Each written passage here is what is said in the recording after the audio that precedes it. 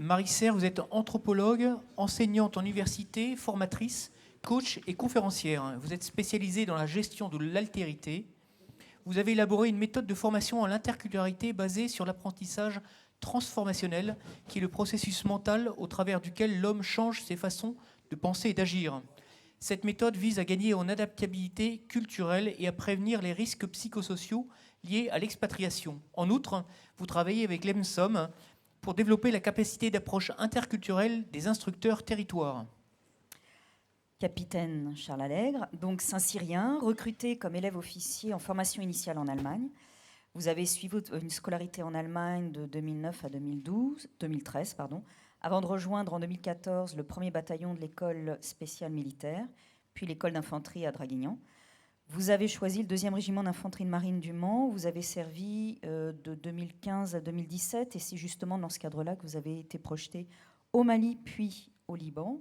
En 2017, vous rejoignez la compagnie permanente du 9e régiment d'infanterie de marine en Guyane, comme chef de section puis officier adjoint. En 2019, vous êtes réaffecté comme rédacteur au bureau Opération Instruction au 2e régiment d'infanterie de marine. Et vous avez rédigé un mémoire de fin de mission en Guyane qui sera couronné en fin d'après-midi par le prix de l'interculturalité. Louis Bellevol, vous êtes informaticien de formation et exercez depuis 14 ans le métier d'expert en interculturalité. Vous avez forgé sur le terrain votre expertise des relations avec les cultures des pays d'Afrique francophone. Vous avez vécu pendant 8 années en expatriation au Burkina Faso, au Gabon, au Cameroun. Vous avez également effectué une mission de volontariat de solidarité internationale de 2 ans en Haïti. Vous êtes membre fondateur du Club de l'interculturalité créé en juillet 2019 par le général Delbos, commandant l'EMSOM de 2016 à 2019. Vous intervenez, vous aussi, au profit de l'EMSOM pour nous aider à former les instructeurs à l'interculturalité. Alors, Monsieur Belleval, on va commencer par vous. Quels sont les fondamentaux pédagogiques pour enseigner l'interculturalité ? Parce qu'évidemment, j'imagine que le temps qui vous est octroyé pour enseigner est parfois très court, trop court.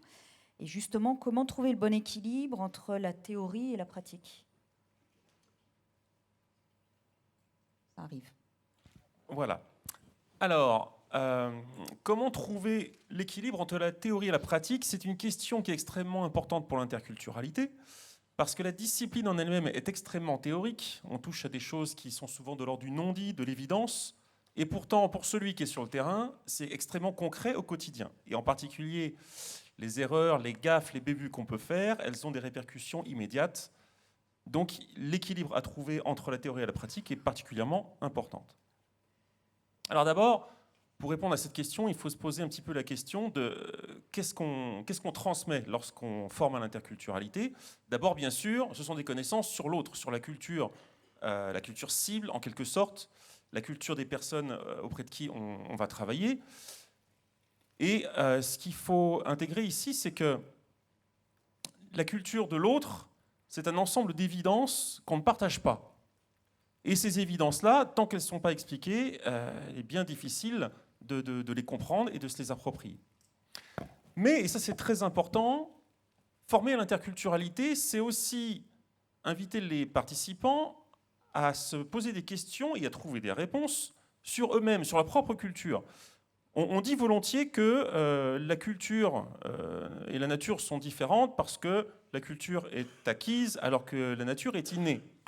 Certes, mais le problème c'est que les deux sont vécus de la même manière. Si j'ai soif, je bois un verre d'eau, ça c'est de l'ordre de la nature. Tout le monde fait ça, c'est comme ça pour tout le monde. Si j'ai un rendez-vous, je fais en sorte d'être à l'heure, ça c'est de l'ordre de la culture, parce que c'est important pour moi qui suis de culture peut-être française, occidentale, pour un Gabonais ou un Camerounais, ça ne sera pas du tout aussi évident. Et pourtant, les deux vont fonctionner selon le même mécanisme. Je fonctionne comme ça parce que ça paraît évident pour moi de fonctionner comme ça. Donc c'est très important lorsqu'on forme des personnes à l'interculturalité de les éclairer sur la culture qu'ils vont, entre guillemets, rencontrer et sur leur propre culture afin que ce qui leur paraît évident, ils comprennent que ce ne sera pas évident pour tout le monde. Ensuite, former à l'interculturalité, c'est former sur les questions des émotions à gérer. En effet, les rencontres interculturelles se jouent souvent sous la forme de chocs culturels. Ce n'est pas systématique, heureusement, mais mine de rien, les chocs culturels, c'est un grand classique de la rencontre de celui qui n'est pas de la même culture. Et les chocs culturels, provoque des émotions qui sont parfois difficiles à gérer, à supporter. Former à l'interculturalité, c'est expliquer ça et donner des clés pour au moins faire en sorte que ces émotions liées au choc culturel restent dans des proportions raisonnables. En gros, vous avez deux grandes catégories de chocs culturels. Vous avez ceux qui sont d'une extrême violence immédiate, parce que ça bouscule trop vos évidences, vos convictions, etc., et qui donc vont susciter des réactions pénibles immédiatement. Et puis vous avez les chocs culturels plus ordinaires, ceux du quotidien, qui, pris de façon individuelle, n'ont pas grande importance, mais qui, au fil des jours, des semaines et des mois, vont avoir tendance à accumuler des émotions négatives et qui vont finir par devenir insupportables au bout d'un moment. Donc, former à l'interculturalité, c'est aussi former à ce genre de questions. Ensuite, former à l'interculturalité, c'est inviter les gens à être dans un questionnement permanent. Même en tant qu'interculturaliste, quand on a une certaine expertise d'une ou plusieurs cultures et de ses relations avec sa propre culture, on ne peut jamais s'arrêter un moment en disant « c'est bon, on a tout compris ». Ce n'est pas possible. Il faut à tout moment vérifier, revérifier encore que ce que l'on sait ou ce que l'on croit savoir d'une culture est bien exact et continue d'être exact. Les cultures évoluent de la même façon que les êtres humains évoluent. Certes, l'évolution d'une culture est lente, est longue, c'est de l'ordre de la génération, mais malgré tout, les évolutions se font. Et puis enfin, former à l'interculturalité, c'est inviter les gens à une certaine remise en cause. En effet, quand on rencontre des membres d'une autre culture, on va donc rencontrer des gens qui ont des convictions différentes, et cette rencontre va remettre en cause nos propres convictions. Et ça, c'est difficile. Souvent, les chocs culturels ont une partie de leur racine ici. On croit que des choses sont normales, et puis tout d'un coup, on se rend compte que ce n'est pas si simple que ça. Et ça, c'est perturbant. Ça, c'est choquant. Voilà, donc c'est aussi, former à l'interculturalité, c'est aussi introduire les personnes qui acceptent cette formation à accepter la remise en cause dans une situation où ils ne sont pas encore dans l'interculturalité, c'est-à-dire une situation émotionnellement neutre. Quand on est en formation, en général, tout va bien. On est là pour apprendre, ok, on peut accepter à ce moment-là la remise en cause, et c'est important de le faire avant que les chocs culturels surviennent. Pour l'instant, on est beaucoup dans la théorie. Comment on fait pour passer à la pratique ?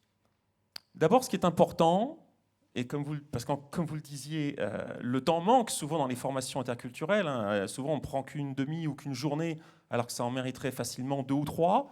D'abord, il faut commencer par poser de bonnes bases. En effet, au sujet de la culture, on peut dire beaucoup de choses et beaucoup de choses inexactes. Donc, dès le départ, il faut commencer par ça, faire en sorte qu'on s'entende bien sur ce qu'on entend par l'idée de culture, l'idée d'interculturalité, et puis poser des bases un petit peu de ce qui a été évoqué tout à l'heure, par exemple, l'idée qu'un être humain, ce n'est pas une culture.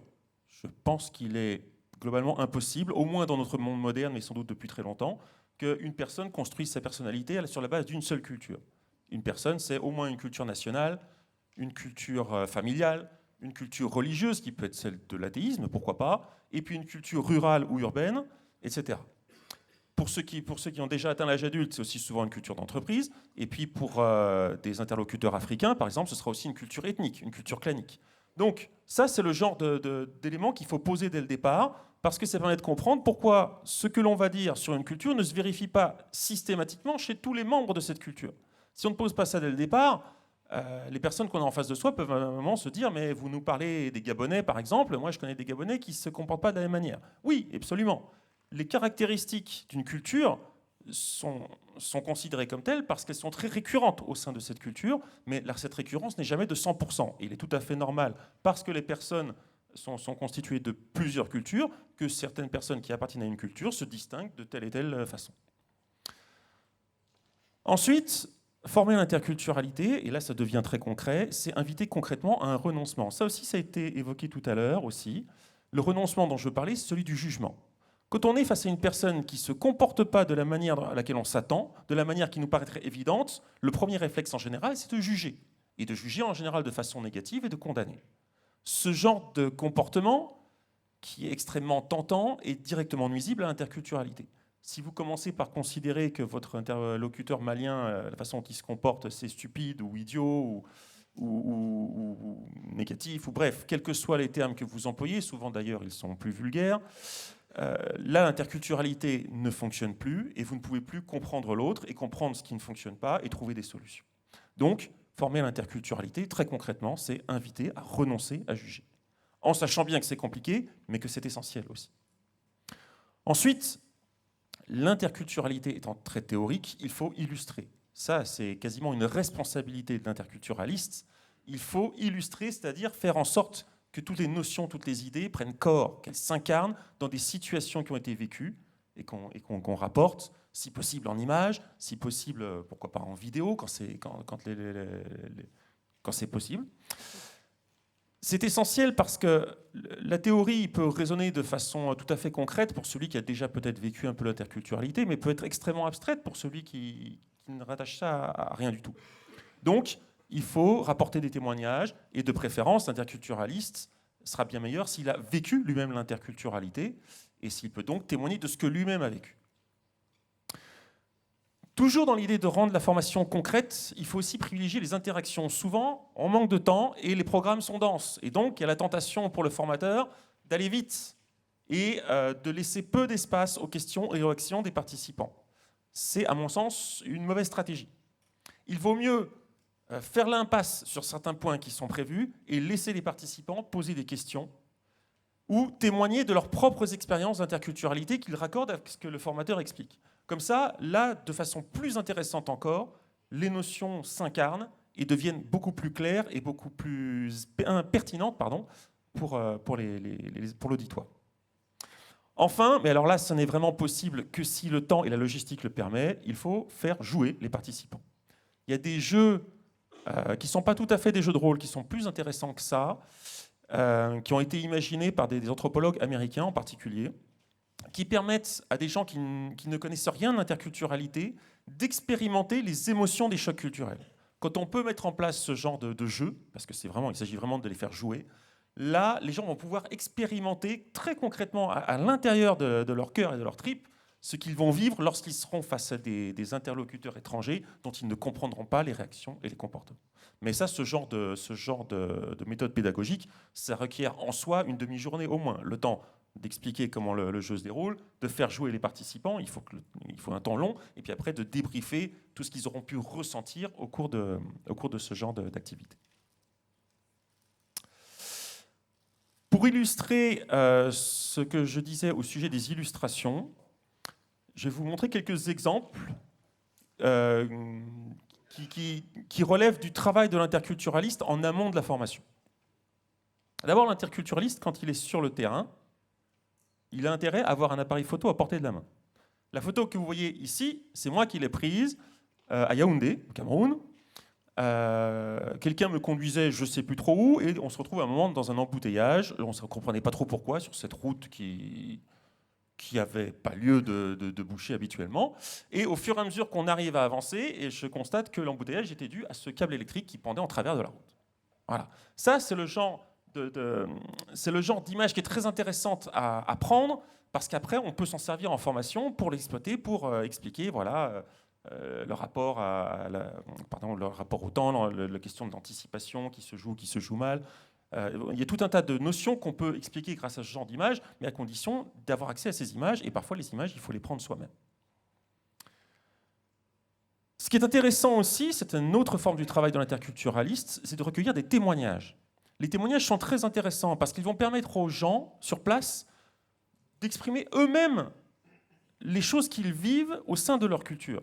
Ils ne sauront pas forcément l'expliquer sous l'angle de l'interculturalité. Mais ensuite, l'interculturaliste, une fois le témoignage requis, peut exploiter ce témoignage pour voir ce qu'il va pouvoir en tirer. Ici, par exemple, une personne m'a expliqué un jour ce qui s'était passé lorsqu'a été inauguré le port dont on voit une partie ici, le port G16 à Libreville, au Gabon. Et elle m'a expliqué, cette personne, qu'au moment de l'inauguration de ce port, qui était très important pour l'économie gabonaise, eh bien, le président de la République, Ali Bongo, qui venait pour l'inauguration, a été prié de patienter le temps que l'ethnie des Pongé, qu'on voit ici, réalise une cérémonie religieuse, donc, pour rassurer les génies du fleuve, de manière à ce que ceux-ci acceptent la nouvelle infrastructure qui avait été construite sur leur habitat, de manière à ce qu'ensuite cette infrastructure puisse fonctionner correctement. Ce témoignage-là, après j'ai pu récupérer cette photo, clairement, j'aurais jamais eu connaissance de de cet aspect-là si quelqu'un ne l'avait pas expliqué. Et là encore, ça permet d'illustrer le rapport que la population gabonaise, par exemple, a vis-à-vis de ces religions ancestrales, et ça éclaire beaucoup de choses de leur culture.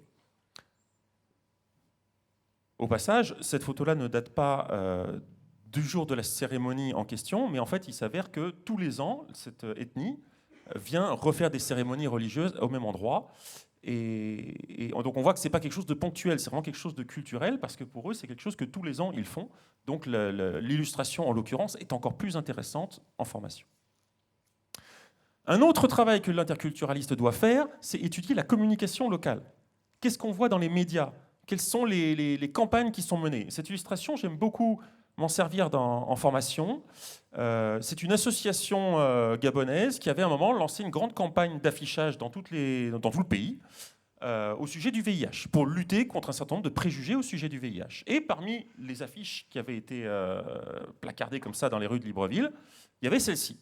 Là encore, cette illustration est très intéressante parce qu'elle permet de comprendre le rapport qu'ont les Gabonais avec tout ce qui est l'ordre du religieux, du spirituel, voire de la sorcellerie, etc. Donc là encore, cette illustration-là, j'ai pu en profiter parce que je me suis intéressé à un moment au mode de communication, aux médias en fait gabonais.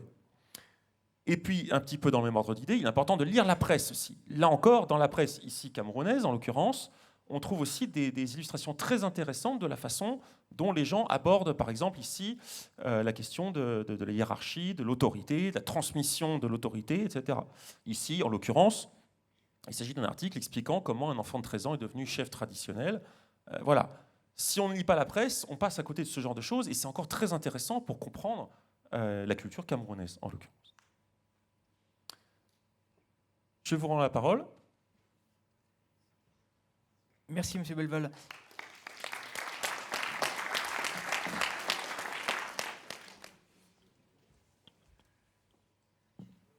Madame Serre, dans la préparation au dialogue interculturel, vous distinguez l'apprentissage du fond, constitué par les données culturelles d'une part, de celui de la forme, ou méthode, qui porte sur notre capacité à prendre en compte nos biais cognitifs et à interagir avec une autre culture d'autre part. Comment la prise en compte de ces deux facettes vont-elles de pair ?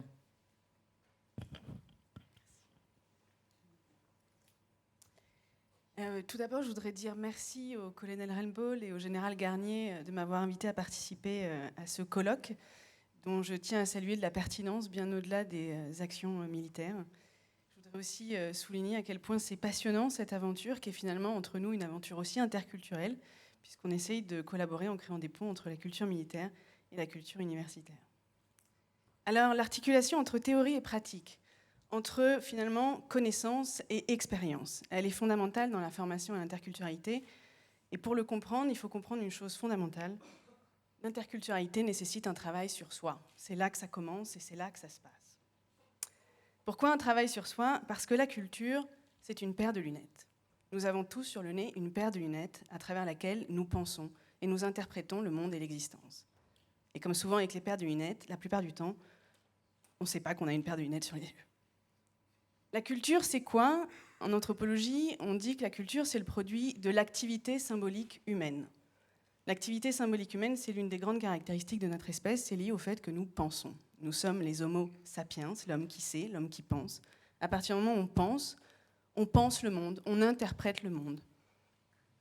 Cette activité symbolique est aussi ce qui nous permet de coopérer à petite et grande échelle. C'est parce que nous partageons un certain nombre de valeurs, de croyances, de représentations que nous arrivons à coopérer ensemble. Il faut bien comprendre que les croyances, d'abord les croyances religieuses, c'est qu'une toute petite partie de nos croyances, et on a souvent tendance à le confondre. Les croyances, c'est agissant. C'est pas juste des abstractions, c'est vraiment agissant. Alors un exemple pour vous illustrer un petit peu tout ce que je viens de dire, c'est l'argent. L'argent est une croyance. En soi, les billets et les pièces de monnaie que j'ai dans la poche n'ont aucune valeur, c'est juste des morceaux de papier et des morceaux de métaux. Ils n'ont la valeur que nous leur prêtons collectivement. Et quand je me rends à la boulangerie pour acheter une baguette, je partage avec le commerçant cette même croyance qu'avec cet argent, je vais pouvoir obtenir une baguette et que contre l'argent que je lui donne, il va pouvoir acheter à un autre commerçant de la farine qui va lui permettre de faire d'autres baguettes. Et vous voyez déjà un petit peu comment l'argent, qui est une croyance, nous permet de coopérer aujourd'hui à très grande échelle. Donc déjà, ça invite à repenser un petit peu la culture, le professeur Badi en a parlé un petit peu ce matin du culturalisme, cette idée que la culture, c'est un petit peu comme un bloc de pierre, et que l'interculturalité, ce serait finalement la zone de contact entre deux pierres. Eh bien, cette idée est complètement fausse. Elle vient d'une théorie anthropologique de la culture qui date des années 30-50. Et comme très souvent, avec la science, il y a un décalage dans le temps de diffusion des connaissances scientifiques dans le sens commun. Donc déjà, par contre, cette idée que dans nos croyances, notre représentation de ce que c'est que la culture et de comment ça fonctionne est fausse. Alors, si vous voulez bien, on va déconstruire un petit peu ce qui se passe dans une rencontre interculturelle pour essayer de déconstruire un petit peu ça. L'interculturalité, c'est la rencontre avec de l'altérité. Le professeur Badi en a parlé ce matin. Nous, en anthropologie, on n'aime pas trop le terme interculturalité. Il renvoie encore à cette idée que la culture, ce sont comme des blocs de pierre. Au contraire, c'est extrêmement poreux. Finalement, dans l'interculturalité, ce qu'on rencontre, c'est de l'altérité. Altérité, qui vient de alter, autre. L'altérité, c'est l'autre, l'autre éloigné de soi, éloigné de nous. L'altérité s'oppose étymologiquement à l'identité, qui vient de idem, le même. Il faut bien comprendre que altérité et identité, c'est les deux faces de la même pièce. Nous avons besoin de l'autre pour nous définir. Il faut du eux pour faire du nous. Il faut du tu pour faire du je. Si vous voulez un bon exemple de ça, pour faire nous les militaires, il faut eux les civils. Alors qu'est-ce qui se passe dans cette rencontre ? On va partir de juste deux personnes. Tout d'abord, ce ne sont pas les mêmes personnes, ils n'ont pas les mêmes traits de personnalité, ils n'ont pas les mêmes schémas psychiques, et ensuite ils n'arrivent pas dans cette rencontre avec la même paire de lunettes. Ils ne partagent pas la même vision du monde, ils ne l'interprètent pas de la même manière.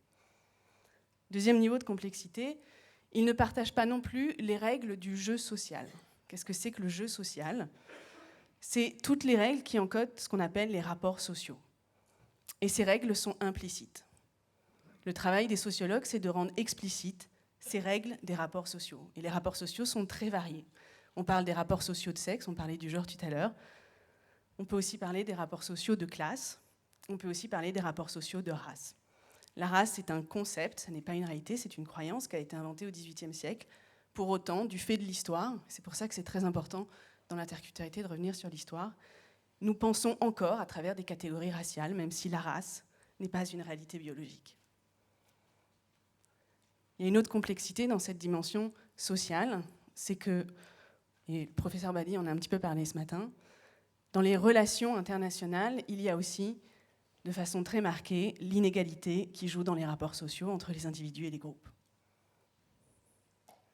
Autre niveau de complexité, chacun arrive dans cette rencontre avec une représentation de l'autre. Une représentation faite d'imaginaire, de croyances, de représentations, de stéréotypes, de préjugés. Déjà parce qu'il voit l'autre à travers sa propre paire de lunettes. Autre niveau de complexité, chacun arrive aussi avec une représentation que l'autre se fait de soi, qui là encore est remplie de stéréotypes, d'imaginaire, de croyances. Vous comprenez comme c'est déjà un petit peu compliqué dans ce contexte d'arriver à coopérer avec tout cet invisible, tout cet inconscient, dans lequel on doit naviguer en permanence, sans en connaître réellement les logiques et le fonctionnement. Autre niveau de complexité, on arrive dans cette rencontre avec des objectifs différents, ne serait-ce que parce qu'on les interprète à travers notre paire de lunettes. Et ces objectifs peuvent être divergents ou convergents. Alors, comment arriver à coopérer dans cette complexité et dans cette invisibilité ? Mais pour coopérer, il faut apprendre à dialoguer. Et le dialogue, ça n'est pas le débat, ça n'est pas la discussion. Le dialogue, ça s'apprend. C'est particulièrement difficile pour les Français parce que nous avons justement une culture du débat, de la discussion et non du dialogue. On a l'habitude d'argumenter. Le dialogue, ça s'apprend, il y a des tas de techniques, il y a des tas d'outils.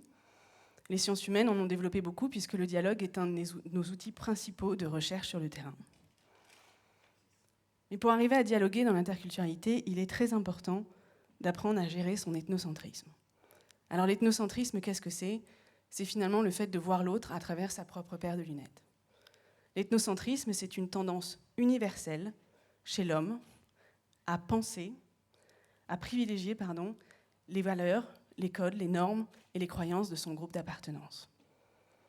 Alors comment on fait pour apprendre à gérer son ethnocentrisme ? Eh bien, ça passe par l'apprentissage transformationnel. C'est quoi l'apprentissage transformationnel ? C'est un processus mental que nous expérimentons tous dans la vie, très souvent inconscient, c'est souvent après qu'on s'en rend compte, dans lequel nous apprenons à changer nos façons de penser et nos façons d'agir. L'apprentissage transformationnel est toujours déclenché par ce qu'on appelle un dilemme perturbateur. C'est-à-dire qu'on reçoit une information, on vit une expérience que notre paire de lunettes ne nous permet pas d'interpréter de façon à nous adapter à la situation.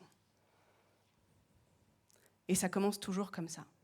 Et suit une évaluation critique de notre cadre de référence, de notre paire de lunettes, si vous voulez. Et c'est là qu'on commence à la changer, et que par la suite, on va tester de nouvelles postures, de nouveaux comportements sur la base de ce changement de mode de pensée. Et là, vous commencez à voir comment ça s'articule très bien avec l'interculturalité et l'expatriation, qui sont des situations très propices aux apprentissages transformationnels. Alors, comment se passe une formation basée sur l'apprentissage transformationnel ? Il s'agit d'accompagner l'apprenant dans un double processus d'apprentissage. À la fois un processus horizontal, assez traditionnel, d'acquisition de nouvelles connaissances, par exemple sur des grilles de lecture pour comprendre d'autres contextes culturels que le sien, comprendre ce que c'est que la culture, comment ça fonctionne, comprendre ce que c'est que le jeu social et comment ça fonctionne, d'avoir des outils pour arriver à décrypter sur le terrain, décoder ce qui se joue devant nous. Mais ça passe aussi par un changement du cadre de référence. Et ça demande un accompagnement. Et c'est là où s'articulent la théorie et la pratique, les connaissances et l'expérience. C'est qu'il faut des outils, il faut accompagner l'apprenant dans le quotidien à mobiliser ses connaissances, à mobiliser ses outils pour que l'apprentissage transformationnel se fasse. C'est une approche pédagogique qui combine donc à la fois la formation et l'auto-formation. C'est une approche qui demande un engagement de la part de l'apprenant. Parce que je le dis souvent aux apprenants, je ne peux pas faire de miracle, je peux vous donner les connaissances, je peux vous donner les outils. Si vous ne les mobilisez pas dans votre quotidien, si vous n'en servez pas, il ne va pas se passer grand-chose.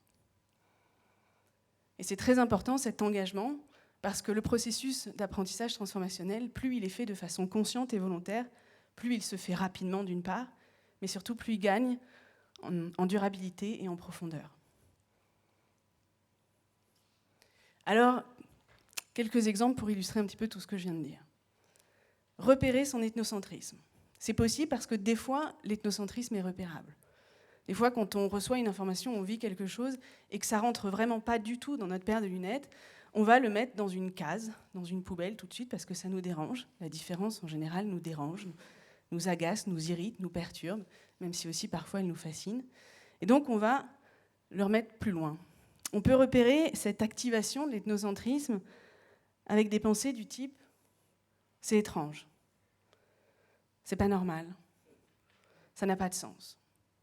Alors je vous invite à utiliser cet outil, essayez de repérer ces pensées quand vous les avez, et à chaque fois que vous les avez, de vous dire « ok, c'est étrange pour moi, c'est pas normal pour moi, ça n'a pas de sens pour moi ».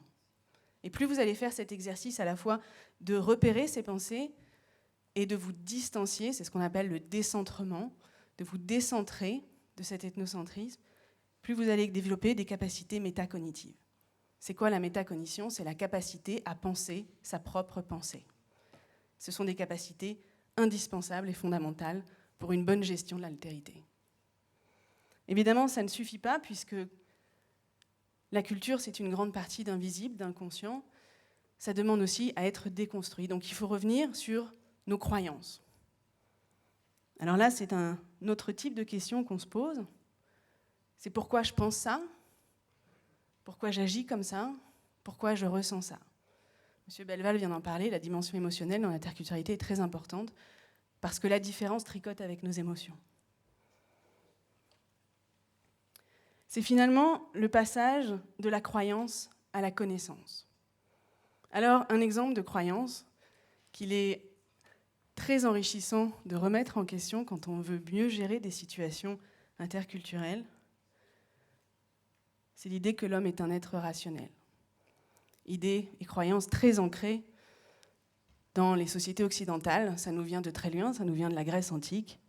Alors oui, nous sommes des êtres dotés de raison, mais nous sommes beaucoup moins rationnels qu'on ne le pense.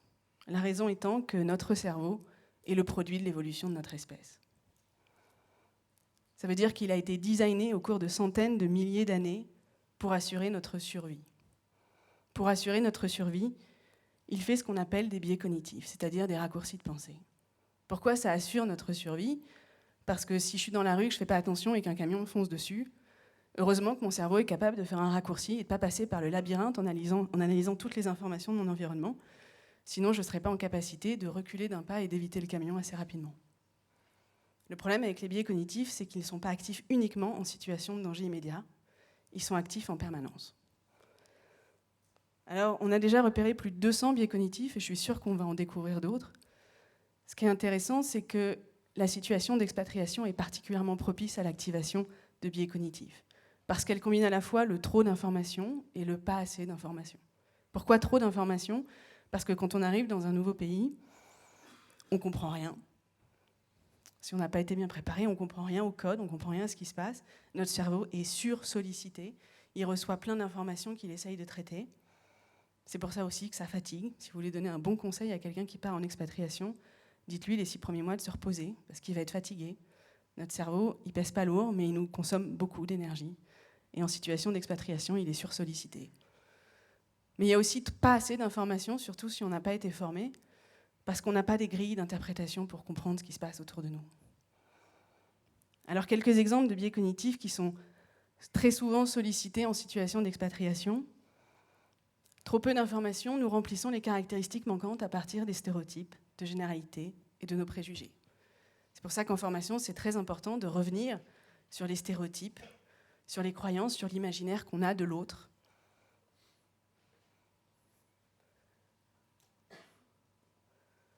Trop d'informations, nous sommes attirés par les détails qui confirment nos propres croyances préexistantes. Ce que j'aimerais que vous reteniez de tout ce que je viens de vous dire, c'est que l'interculturalité, ou plus exactement l'altérité, ça se gère d'abord entre nos 2 oreilles. Je vous remercie de m'avoir écouté.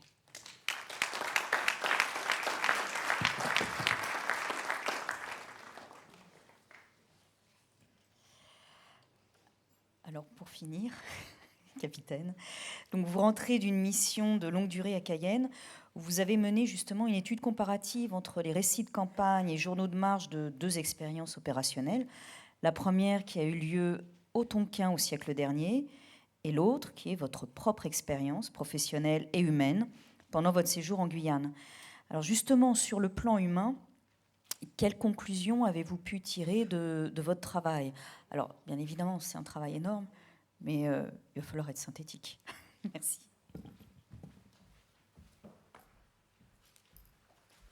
Alors, je vais en effet être synthétique, puisque j'ai 15 minutes, j'envoie le chrono, vous êtes témoin. Alors, très succinctement, je vais aborder le problème de manière méthodique. Donc, je vais d'abord partir sur le milieu physique. Ensuite, je vous parlerai du milieu humain et finalement sur la question de la comparaison, voir comment on peut apprendre des choses vécues par d'autres dans le passé. Donc, très facilement, la problématique que j'avais initialement, pour vous donner le prisme de mon étude, c'est que peut apprendre le chef en Guyane de son ancien en Indochine, en sachant que c'est des contextes complètement différents, des continents différents, et bien sûr des contextes politiques et sécuritaires différents. Alors, bien sûr, c'est des périodes bien distinctes, puisque moi, je vous parle de mon expérience qui a eu lieu il y a un peu plus d'1 an maintenant. Je l'ai comparée avec celle de nos prédécesseurs dans les années 40 et 50, et avec celle en 1890, donc l'arrivée des premiers marsouins en Indochine. Donc les documents que j'utilise, et ça c'est important de le voir, c'est d'une part mon expérience personnelle bien sûr, mais aussi des journaux de marche de nos prédécesseurs et un carnet de bord. Donc bien sûr les sources ne sont pas exactement les mêmes, ce qui veut dire qu'on a quelques limites de la méthode. Voilà, ça c'était le propos liminaire. Maintenant je vous rassure, on va arrêter un peu les grandes phrases et on va commencer à avoir des images, puisque moi je suis marsouin, donc j'aime quand c'est visuel. Alors la forêt et ses pièges. Pour ceux qui ont eu l'occasion d'y aller, la forêt, quand je parle de forêt, c'est de forêt équatoriale, bien sûr, c'est un milieu qui, de base, est hostile. Voilà. Donc, ce qui m'intéresse maintenant, c'est l'interaction entre ce milieu hostile et l'homme. Alors, c'est un milieu hostile, vous le verrez, parce qu'il y a des maladies en permanence. Nos anciens en souffraient en permanence, le palu, la fièvre jaune, c'est ce qui ravageait les rangs, aussi bien de la population que des soldats. Il y a une faune qui ne nous est pas favorable, c'est un milieu qui est compliqué. Et donc, très concrètement, pour le soldat, aussi bien en Indochine que maintenant, c'est quelque chose sur le milieu qui se traduit par des pertes rapides. Voilà. Donc, d'un point de vue humain, très concrètement, la mauvaise gestion du milieu, ou simplement la confrontation avec le milieu, quand c'est un milieu difficile, elle se paye immédiatement. Et ça, c'était vrai en Indochine, et c'est vrai pour nous, aujourd'hui, en Guyane, aussi. Et donc, c'est là un premier aspect, c'est qu'il y a des gens qui vivent dans ce milieu en permanence et qu'eux, ils ont beaucoup à nous apporter. Voilà. Donc, quand on arrive avec ces idées préconçues dans un milieu qu'on ne connaît pas, dans lequel on n'a pas grandi, ça peut toujours être très intéressant. Non, c'est très intéressant et c'est particulièrement pertinent de se demander comment est-ce que le local gère, lui, cette difficulté. Ça fait 2000 ans qu'il le fait, voire plus. Peut-être qu'il a eu le temps d'expérimenter beaucoup de choses. Donc en substance, la forêt équatoriale, c'est un milieu difficile qui met les hommes et le matériel à rude épreuve. On peut compenser ça en s'intéressant à ce qu'ont fait les anciens ou, et surtout, ce que font les autochtones. Je poursuis, donc le terrain qui commande. Alors ça, c'est quelque chose qu'on aime dire quand on est militaire. Certains disent que le terrain ne commande pas, que c'est le chef qui commande, c'est vrai aussi. Mais il y a des difficultés qui sont communes. C'est-à-dire que le soldat, en milieu équatorial, il a des difficultés à s'orienter.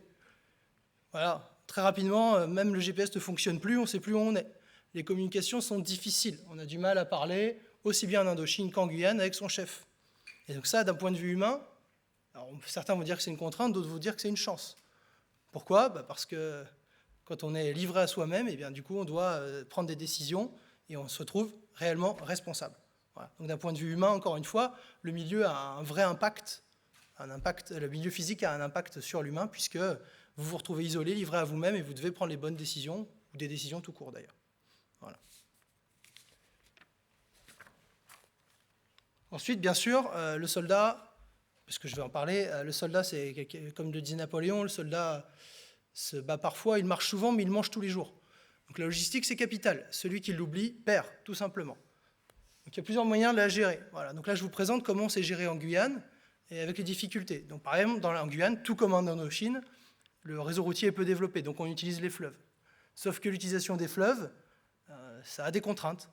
Par exemple, c'est quelque chose qu'on ne connaît pas, mais l'arbre qui est devant vous, là, qui bouche, il fait 60 mètres de haut. Donc quand il tombe sur la rivière n'est plus praticable. Voilà. Donc ça, c'est des choses qui sont importantes. Et là, c'est important parce que celui que vous voyez devant, c'est un local. Et là, il me dit, là, patron, tu ne passeras pas. Voilà. Moi, je pensais que je passais. Mes gars m'ont dit, si, à la tronçonneuse, ça passe. Bon, sans surprise, ça ne passe pas. Voilà, on a essayé.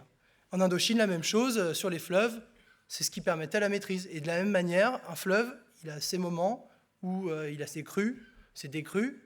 Et l'intérêt d'avoir, encore une fois, un humain intéressant, un recrutement local, c'est qu'ils ont une connaissance fine du milieu et qu'ils vont pouvoir vous guider. Donc, par exemple, pour rentrer là-dessus, mais j'irai en détail, en Guyane, ça se traduit pour les forces françaises par un recrutement local de piroguiers, qui sont des gens qui ont grandi sur place et qui sont ce qu'on appelle les seigneurs du fleuve, c'est-à-dire qu'ils connaissent les moindres recoins et qui sont capables de vous amener à bon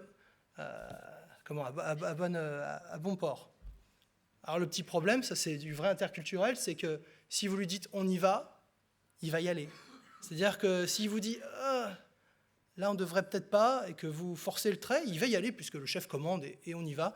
Et puis il cassera le moteur parce qu'il vous avait prévenu en fait que ça ne passait pas. Mais il faut savoir l'entendre. Voilà. Alors bien sûr, l'évolution elle est faite de réponses à la contrainte. Et donc souvent on essaye de se dire je vais résoudre ça différemment. Voilà, donc on essaye avec l'hélicoptère de compenser les choses. Alors c'est quelque chose qui a commencé en Indochine, même problème, même réponse. Mais bon, on sait ce que c'est. C'est très pratique, mais ça ne suffit parfois pas. Voilà. Donc encore une fois, là c'est une différence. L'utilisation massive de l'hélicoptère, c'est une bonne tentation. Mais au bout du compte, un bateau avec quelqu'un qui connaît le fleuve, ça marche pas plus mal. Et ça coûte beaucoup moins cher, je vous le certifie. Voilà. Donc la logistique, elle doit être pensée en fonction du milieu, et il faut savoir écouter le milieu. Il y a des choses qui fonctionnent, d'autres qui ne fonctionnent pas. Il y a des opérations qui, si elles sont maintenues, sans écouter ce que vous dit la nature, tout simplement, il y a des choses qui sont possibles en saison sèche qui ne sont plus en saison des pluies. Et encore une fois, là, il suffit de demander, en fait. Et il y a des gens qui vous diront « Ah, ton opération en mars, elle ne marchera pas. » Voilà. Il a grandi là, il vous le dira.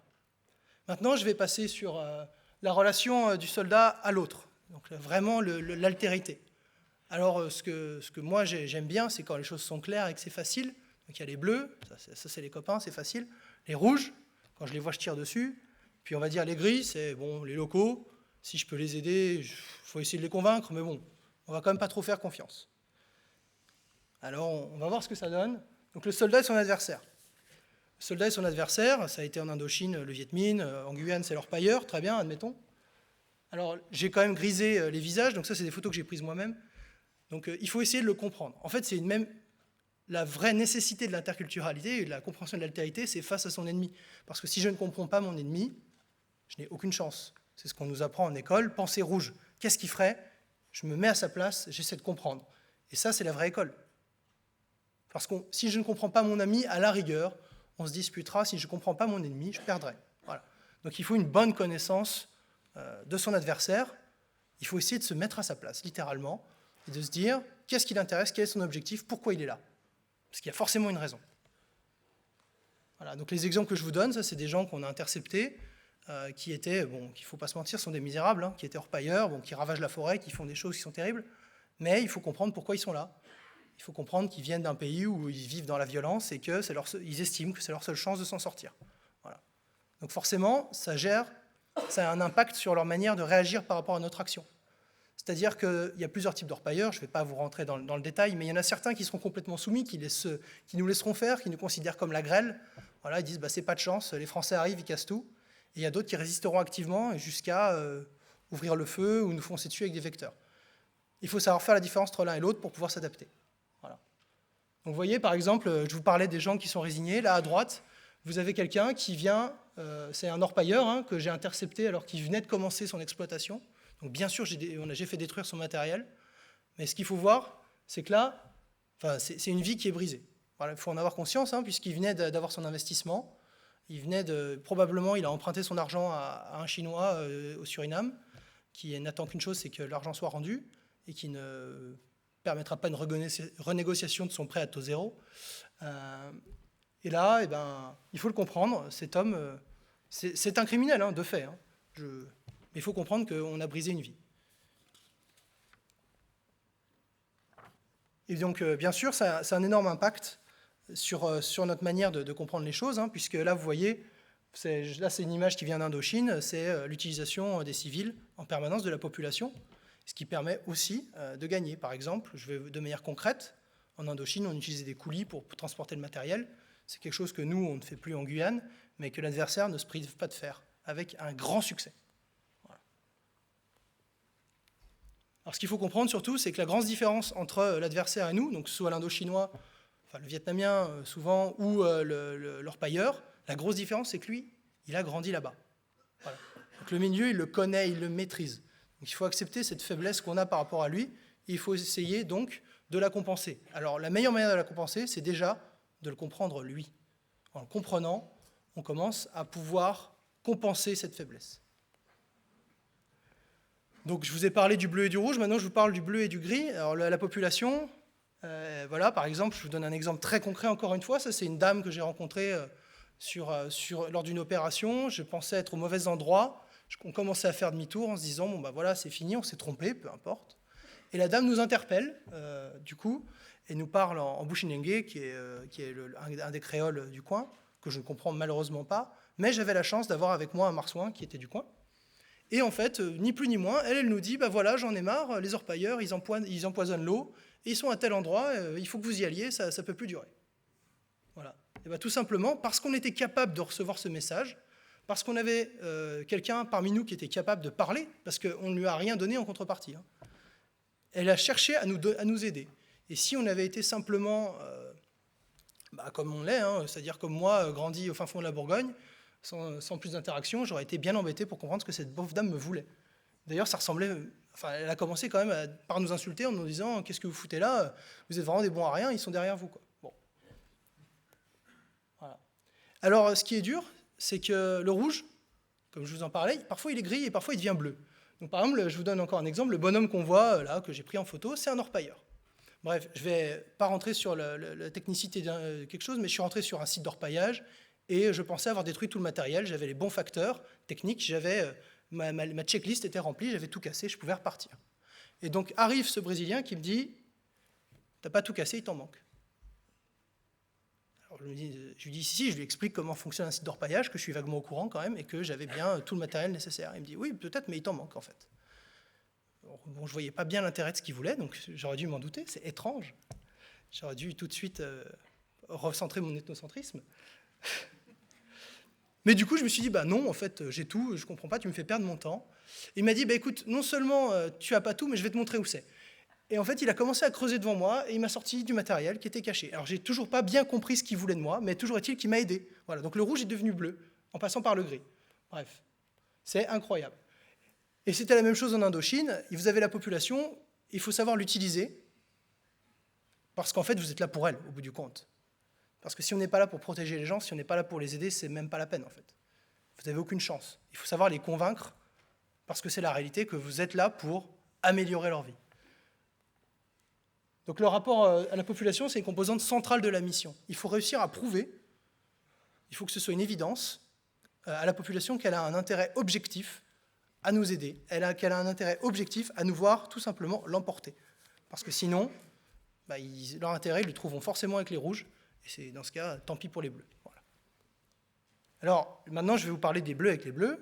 C'est le recrutement local. Donc, je vous l'ai montré cette image déjà. Ça, c'est le recrutement, c'est l'organisation de villages avec des cadres en Indochine pour l'autodéfense. Voilà. Donc, ça, c'est des soldats... Parce que finalement, rapidement, en Indochine, on s'est rendu compte, la guerre avec des métropolitains, c'est très bien, mais c'était compliqué, puisqu'après tout, c'était avant tout une guerre pour les Vietnamiens. Donc, ils ont commencé à vouloir recruter des Vietnamiens pour se défendre, ce qui a eu malheureusement un succès relatif. Voilà. Alors là, le marsouin que je vous montre, c'est celui dont je vous ai parlé tout à l'heure, c'est un Guyanais qui s'est engagé parce que c'était moins dangereux d'être militaire que ce qu'il faisait avant, à savoir il collaborait avec les orpailleurs. Donc il s'est engagé dans l'armée pour avoir de la sécurité. Bref. Et donc ce bonhomme-là, c'était un rouge qui est devenu gris, qui est devenu bleu. Et en fait, il n'y a que comme ça qu'on arrive réellement à l'emporter. Parce que lui, quand il me disait « les orpailleurs, ils font comme ça », en fait, ce n'est pas une supposition, il était parmi eux. Voilà. Donc il avait même encore de la famille en face, pour vous dire. Donc, voilà. Et de la même manière, on avait des piroguiers, donc des gens qui travaillaient avec nous, et ces gens-là, ils avaient de la famille sur le fleuve. Sur le fleuve, le Maroni, souvent, les gens vivent beaucoup, si ce n'est seulement de la logistique de l'orpaillage. Donc il est complètement illusoire de penser que le piroguier qui vous guide va vous aider dans une zone où son cousin travaille. Voilà. Donc oui, l'armée française le paye, oui, bien sûr, mais le soir, il enlève l'uniforme, et le soir, son cousin, ce sera encore son cousin. Donc il ne faut pas se mentir là-dessus, et il faut l'accepter. Et donc, par exemple, moi, la réaction que j'avais, c'est tout simplement que je m'assurais que quand j'emmenais un piroguier, je l'emmenais à un endroit d'où il ne venait pas. Voilà. Donc j'utilisais un endroit où il était que bleu, et pas bleu, gris, rouge, parce que j'avais besoin de gens bleus. Et parfois, en revanche, vous savez que dans une zone, ça peut être intéressant de demander aux bleus un peu ce qui c'est sur les rouges. Voilà. Tout simplement, c'est vraiment, pour moi, ce que j'en ai retenu, c'est que c'est une nécessité d'avoir cette interface avec l'autre, parce que sinon, il vous manque forcément les points clés pour comprendre à la fois votre mission et l'ennemi. Bref, donc le recrutement local, il vous apporte deux choses. Il vous apporte un lien avec la population et il vous apporte une connaissance fine du milieu. Je ne vais pas m'attarder sur des anecdotes, mais pour conclure, ce marsouin-là, il était capable de me dire cette plante-là, elle ne pousse pas là, c'est de la dissimulation. Voilà, il m'avait dit cette plante, elle ne pousse pas, elle pousse sur une colline par en bas. Et rien qu'en regardant les feuilles, il nous disait c'est par là qu'ils sont parce qu'ils ont essayé de cacher leurs traces. Voilà. Donc je vais aller très rapidement sur l'impact militaire. Donc comme je vous l'ai déjà dit, la Guyane c'est le lieu de l'autonomie parce qu'il faut se débrouiller. Et c'est ça le bonheur du marsouin. Donc les distances et difficultés, ça impose la culture de l'autonomie. Et ça c'était vrai en Indochine, c'est vrai en Guyane aujourd'hui. Quand on ne maîtrise pas le milieu, quand on n'y a pas grandi, il faut être un soldat fort. Ça semble être une évidence, mais il faut l'avoir vécu pour s'en rendre compte. Et puis la population, et c'est surtout ça qu'il faut retenir, sans elle, il n'y a aucune victoire possible. Pas de succès possible dans la durée, sans son soutien. Coël, je vais terminer.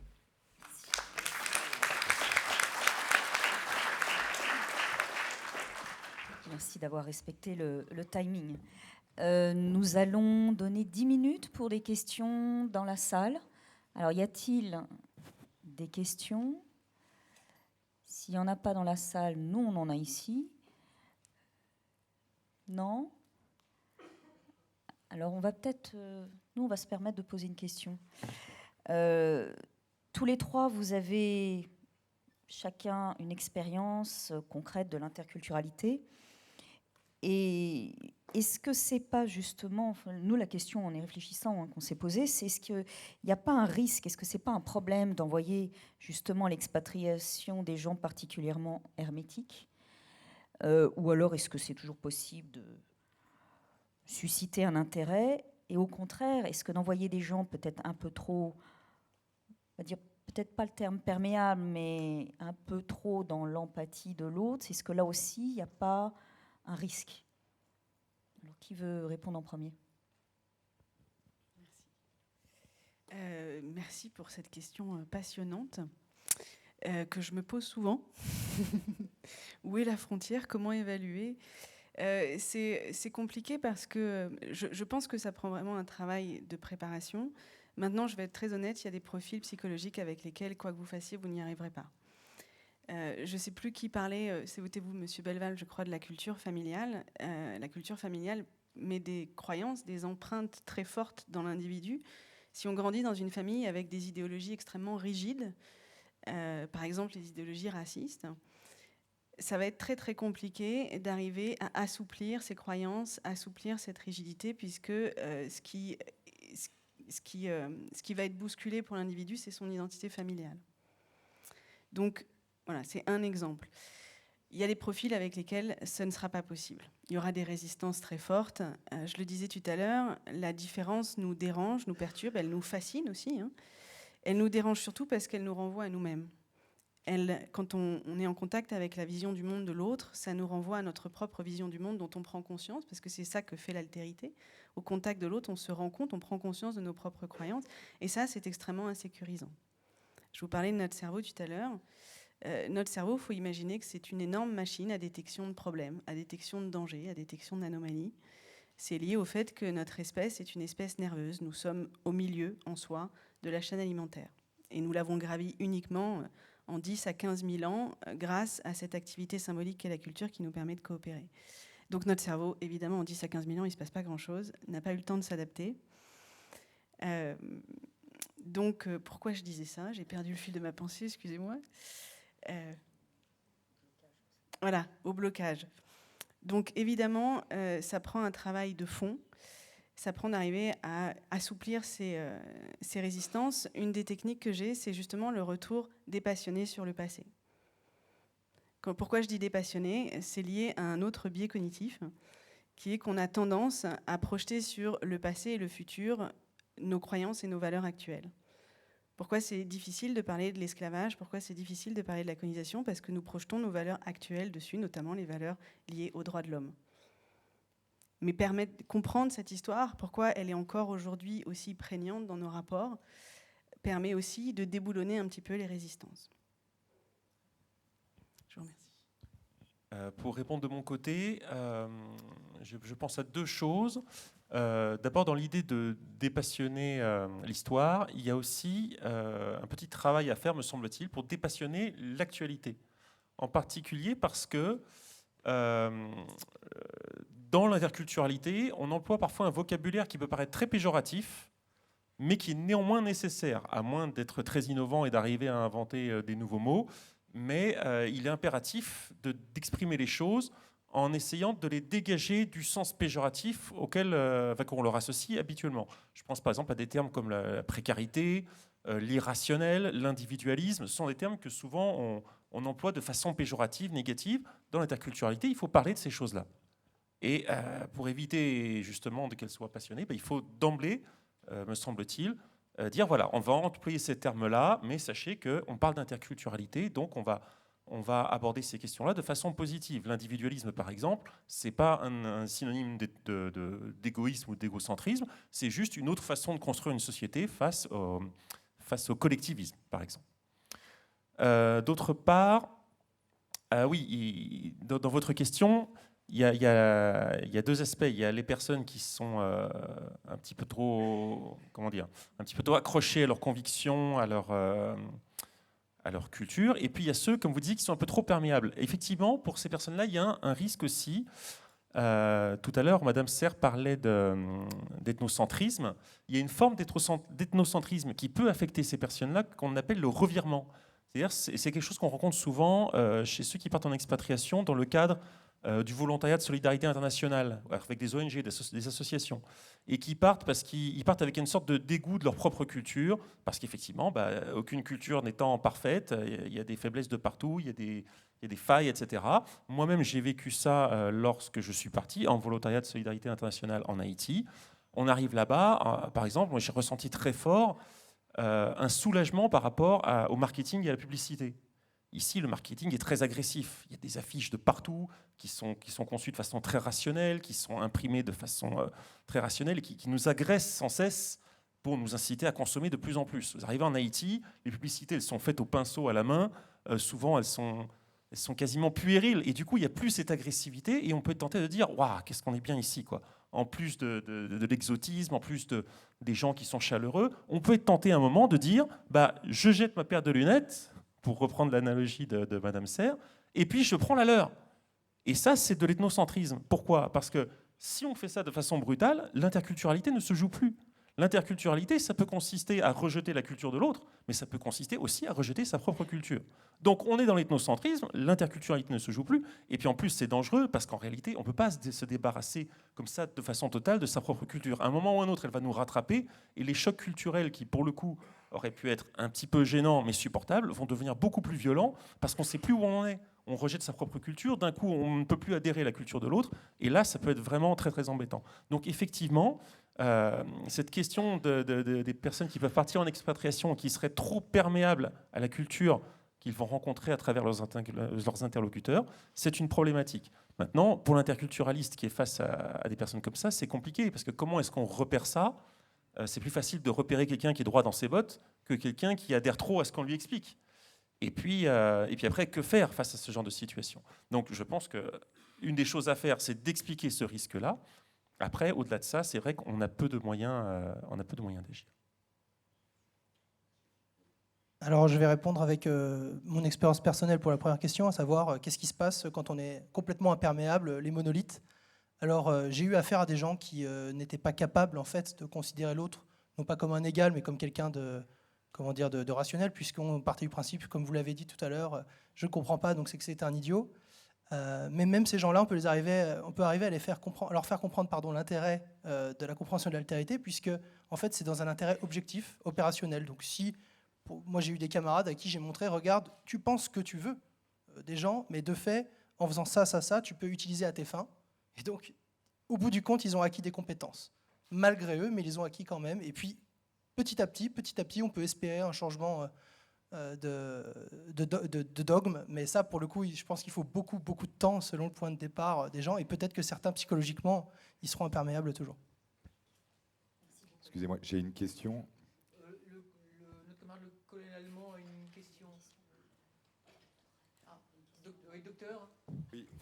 Très rapidement, en fait, c'est une question qui s'adresse au capitaine Allègre. Vous avez parlé d'assentiment des populations, et j'aurais voulu savoir s'il existait au sein de l'armée, dans le cadre justement des interventions militaires, et je pense que ce point de l'assentiment des populations est effectivement très important, s'il existe des outils dans les stratégies de communication qui vous permettent d'utiliser d'autres stratégies finalement, entre par exemple une intervention au Mali, une intervention dans le Moyen-Orient ou ailleurs, où c'est toujours le même outillage en termes de communication qui est appliqué. En plus clair, existe-t-il des outils qui prennent en considération les spécificités culturelles de ces zones dans les stratégies de communication qui vont dans le sens de gagner l'assentiment des populations ? Alors malheureusement, j'ai une expérience opérationnelle qui est relativement limitée, puisque je n'ai pas pu voir tous les théâtres sur lesquels les armées françaises sont engagées, donc je ne serais pas capable de vous faire une réponse globale. Néanmoins, j'ai vu des réponses différentes au Mali et au Liban sur la relation avec la population. Donc, par exemple, pour être très concret, au Mali, j'ai vu l'utilisation massive de l'aide à la population via les médecins pour essayer de gagner l'assentiment. Au Liban, j'ai vu plutôt des constructions de l'infrastructure et des aides à la population sur ce qu'ils demandaient, en fait. Et je pense que c'est là le plus important, c'est qu'il faut, en effet, à mon avis, pas arriver avec une idée préconçue, mais bien se demander qu'est-ce qu'ils veulent. Parce qu'imposer un puits à un village qui n'en veut pas, ce n'est pas forcément une bonne chose. Et alors, je pense que c'est quelque chose c'est cette approche-là qui est privilégiée. Après, vous aurez probablement ici même des spécialistes qui répondront bien mieux que moi à cette question.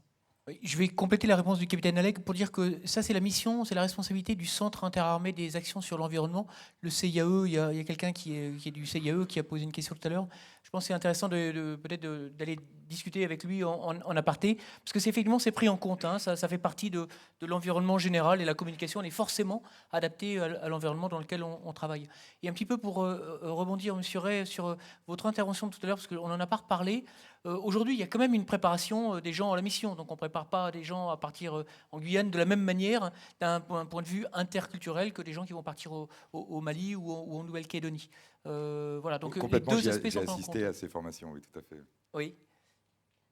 Peut-être une dernière question, mon colonel, si vous voulez bien.